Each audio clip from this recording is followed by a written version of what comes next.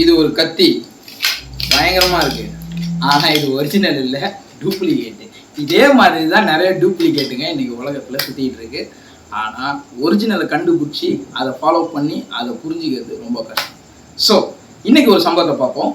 YONO அப்படின்ற ஒரு பெரிய தீர்க்கதரிசி, அவர் பெரிய தீர்க்கதரிசின்னு தெரியறதுக்கு முன்னாடி அவர் நினிவேக்கு போயிட்டு அக்கிரமம் செய்த மக்களிடத்துல, மிக கொடூரமான மக்களிடத்துல, கொடிய மக்களிடத்துல போயிட்டு அவர் பிரசங்கம் பண்றாரு. அதை கேட்டு அவங்க ரட்சிக்கப்பட்டு தேவ கோபாக்கினையிலேருந்து தப்புனாங்க.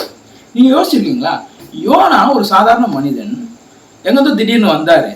வந்து அவர் சொன்னதை கேட்டு இவங்க ரட்சிக்கப்படுறதுக்கு அப்படி என்ன காரணம் இருக்க முடியும் அப்படின்னு யோசிச்சிருக்கோமா?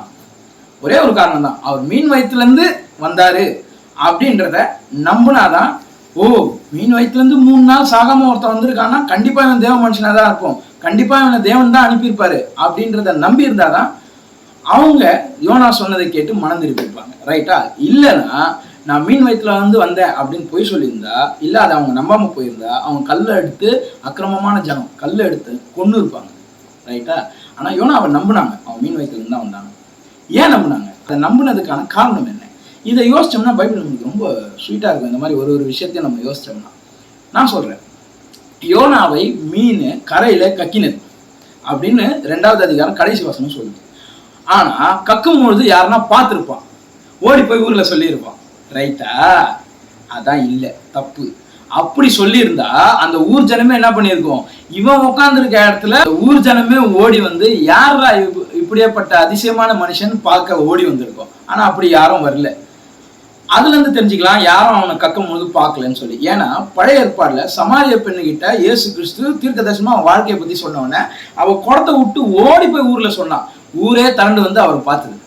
அதே மாதிரிதான் இயேசு பிசாசை விரட்டுறாரு, அதுங்க பன்னிக்குள்ள போகுது, பன்னிங்க எல்லாம் கடல்ல விழுந்து சாவுது. அதை பார்த்த பன்னி மேய்ப்பர்கள் என்ன பண்ணாங்க, ஓடி போய் ஊர்ல சொன்னாங்க. ஊரே திரண்டு வந்து அவரை பார்த்துச்சு, நீங்க எங்க எல்லைக்குள்ள வரவேனா போங்கன்னு சொன்னாங்க. அப்போ ஒரு அதிசயம் நடந்தா ஊரே திரண்டு வந்து என்ன பண்ணுவோம், கேள்விப்பட்டா வந்து பார்ப்போம். ரைட்டா? ஆனா இங்க ஊரே திரண்டு வந்து பார்க்கல. 3வது அதிகாரத்துல யோனா தான் 3 நாள் பிரயாணப்பட்டு ஊர் உள்ள போய் இன்னும் 1 நாள் பிரயாணப்பட்டு அங்க போய் பிரசங்கம் பண்றான். அதை கேட்டுதான் அவங்க ரட்சிக்கப்பட்டாங்க. ரைட்? அப்ப அவங்க மீன் வயிற்றுல இருந்து தான் வந்தேன்றதை நம்பினதுக்கு காரணம் என்ன? ரொம்ப நாள் முன்னாடி, ரொம்ப வருஷம் முன்னாடி நான் திருவள்ளூருக்கு ஒரு பாதிரியாரோட ஊழியம் செய்யறதுக்காக கூப்பிட்டு போனார். அங்க போனவொடனே ஊழியம் எல்லாம் செஞ்சு முடிச்சோடனே கடைசி பஸ்ஸை மிஸ் பண்ணிட்டோம். அப்போல்லாம் பஸ் வசதி வந்து ஃப்ரீக்வெண்டா இருக்காது எங்கேயுமே. 1/2 hour 1 hour வெயிட் பண்ணாதான் பஸ் வரும். கடைசி பஸ்ஸை விட்டுட்டோம். அதனால கடைசி பஸ் இல்லைன்னொடனே அடுத்த நாள் காலைல வரைக்கும் அங்க தங்கி அடுத்த நாள் காலைல தான் பஸ் ஏறி வந்தோம். அதே மாதிரி அந்த காலத்துல கப்பல் பிரயாணம் போற அந்த இடங்கள்ல அடிக்கடி கப்பல் வராது. ஒரு ஊருக்கு கப்பல் ஒரு குறிப்பிட்ட நேரத்துல தான் வரும். அந்த குறிப்பிட்ட நேரத்துல யோனா வந்து இறங்கி இருந்தா அந்த சரக்கு ஏத்துறவங்க இல்ல சரக்கு இறக்குறவங்க இந்த மனுஷனை பார்த்திருக்க வாய்ப்பு உண்டு. இவன் மீன் வயிற்றுல இருந்து வரல, கப்பல்ல இருந்து தான் வந்தான் அப்படின்னு சொல்லி இவன் பொய் சொல்றான்னு அவனை அங்கேயே அடிச்சு கொண்டு இருப்பாங்க.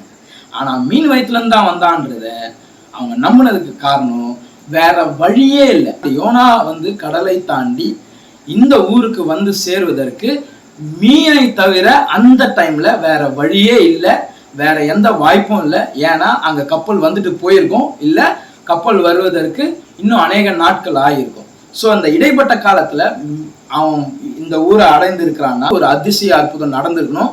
அது இந்த யோனா சொல்ற மாதிரி மீன் வயிற்றுல இருந்து தான் வந்ததா இருக்க வேண்டும் என்பதை அவர்கள் நம்பினார்கள். அதனால இவனை தேவ மனுஷன்னு அங்கீகரிச்சாங்க. இவன் சொன்னதை கேட்டு மனம் திரும்பினாங்க. பறந்து வர்றதுக்கு யோனா கிட்ட ரெக்க இல்லை, இவ்வளோ பெரிய கடலை ஸ்விம் பண்ணி வர்றதுக்கு யோனா கிட்ட பலனும் இல்லை. அப்படி யாரும் ஸ்விம் பண்ணி வந்திருக்க முடியாது. அப்படி ஸ்விம் பண்ணி வந்திருக்கலாம் அப்படின்னு இவங்க யோசிச்சா கூட பெரிய மீன்கள் வாழ்ந்த அந்த கடலில் கண்டிப்பா ஏதாவது ஒரு மீன் அவனை கட்சி சாப்பிட்டு இருக்கணும். யோனா மீனின் வயிற்றுல இருந்து தான் வந்தேன் அப்படின்னு சொன்னதை நம்பாம இருக்கிறதுக்கு அங்க வேற எந்த காரணமும் அவங்களுக்கு இல்லை. அதனால யோனா மீன் வயிற்றுல இருந்து தான் வந்தான்றதை நம்பினாங்க. அப்படி நம்பினதுனால யோனா தேவ மனுஷனாய் அங்கீகரிக்கப்பட்டான். யோனா சொன்ன அந்த ரட்சிப்பின் சுவிசேஷத்தை கேட்டு அவர்கள் தெய்வ கோபாக்கினைக்கு மனம் திரும்பி தப்பினார்கள்.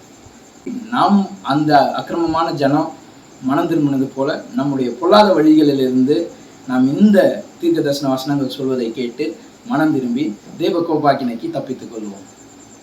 Bye bye, see you.